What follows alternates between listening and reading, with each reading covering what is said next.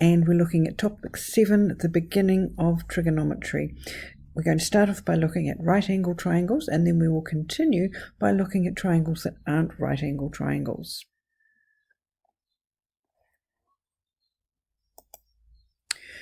In a right angle, we need to just remember that the hypotenuse is the longest side and it's opposite the right angle.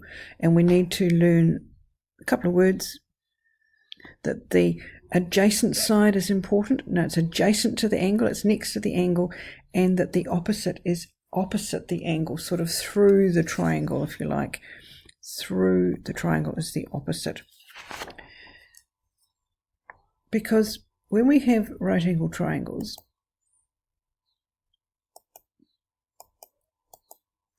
we can look at various ratios, and these ratios are important. They are standard if we have big triangles, little triangles. And what we find is if we've got a triangle like that and a massive triangle, provided it's got the same angle, then the ratios of the various sides are the same in the triangles, provided the triangles are similar. In other words, they have the same angles.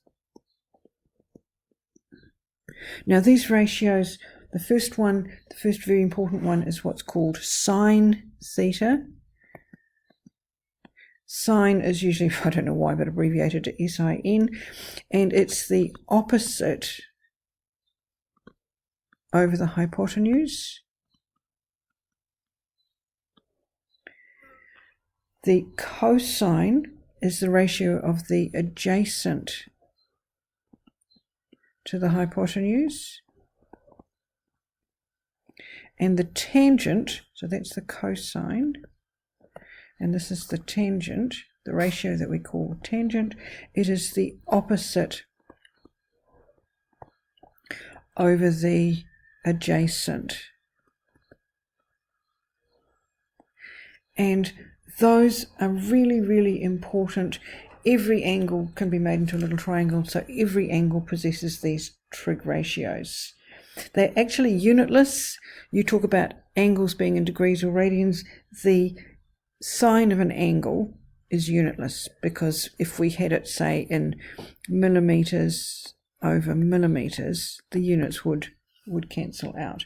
But you can't cancel if you've got, for example, sine theta over cos theta. You can't cancel out the thetas. It must be sine of an angle. So you must write it as sine theta. You can't just write sine, because that means something completely different. Oops. In this particular triangle, sometimes it might be useful to talk about letters. In this case, the sine is going to be B over C, the cosine is going to be A over C, and the tangent is going to be B over A. Now, by a little bit of geometry, a little bit of algebra, we can work out that the sine over the cosine is also equal to the tangent. Now, cosecant theta is just 1 over sine theta, so in this case sine theta is B over C, so it would be C over B.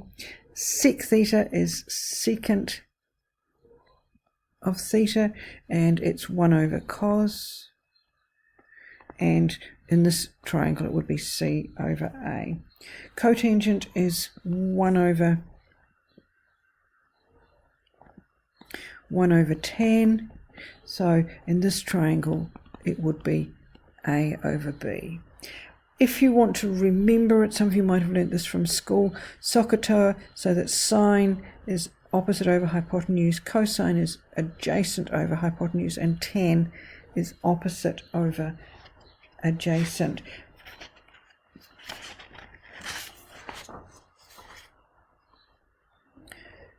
Some things that we could learn: sine of angle A, now this is angle A here,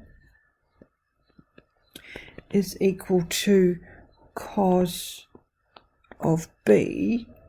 So let's be there. Now we've got a right angle, so A plus B plus 90 adds up to 180.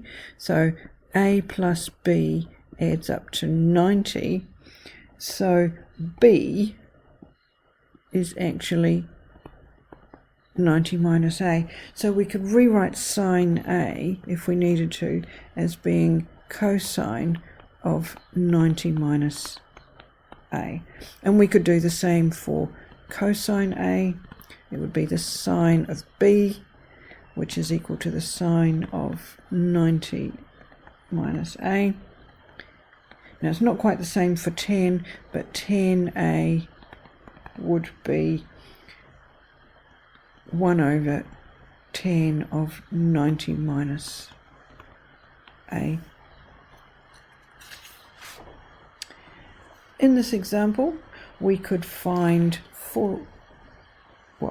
we know that sine 90 equals 1, so you can check that.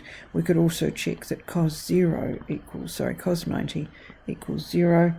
Tan 90, now thinking about that, that's sine 90 over cos 90. Now this is over 0, this bottom line is 0, so it's undefined, and we'll see that more when we look at the graphs of them. Okay, sine A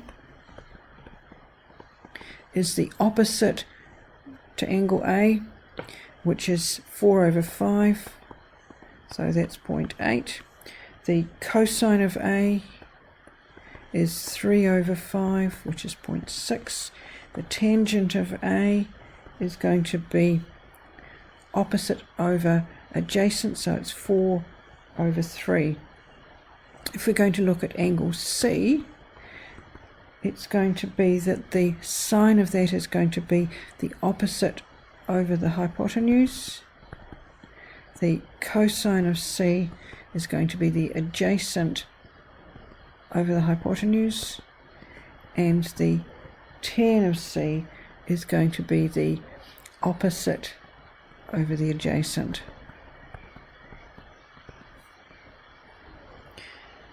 Some special triangles that you really probably should learn is that sine 45 is 1 over root 2, cosine of 45 is 1 over root 2, tan of 45 is 1 over 1, which is 1.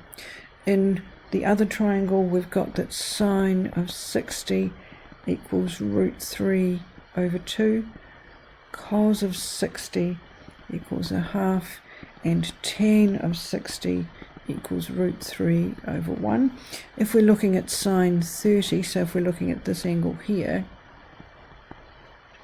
then it's sine of 30 is 1 over 2, cos of 30 is going to be root 3 over 2, and tan of 30 is going to be 1 over root 3. Just good things to learn. We've already looked before at how angles can be measured in degrees or radians. Just remember, if it has a little circle, it's a degree. If it has nothing, it's radians, or it could have a little r. And remember also that it doesn't really matter unless we're looking at calculus, in which case it does, and we should use radians. To find these on your calculator, just make sure you have your calculator in degree mode if it has a little circle. So sine of 27, stop the video and look this up, that should be 0.4540. Cos of 84 should be 0.1045, and the tangent of 43 should be nearly 1, but not quite. Now change your calculator to radians and find the next one. Cos of 1.321 radian would be 0.2472. The tan of 0.013 just coincidentally is 0.0130. And the sine of pi by 6. Now the sine of pi by 6 is the same, think of it in your head as the same as sine of 30, which would be a half. And just remember, it asked you for 4dp, so putting down a half is not not helpful. We could work backwards. This notation says find the angle whose sine is 0.5. It's got nothing to do with 1 over. It just means notation, find the angle whose sine is 0.5. We can use the calculator to look this up. We could read it off the graph if we've got this in radians, or we could just use our calculator. So if we're going to use our calculator, and our calculator is set in degrees, then we'll just use the calculator. Find the appropriate button on your calculator. Sine inverse of 0.5 is 30 degrees. Tan inverse of 3.5 says what angle has a tangent of negative 3.5, and the answer, if we've got that in degrees, is negative 74.05 degrees.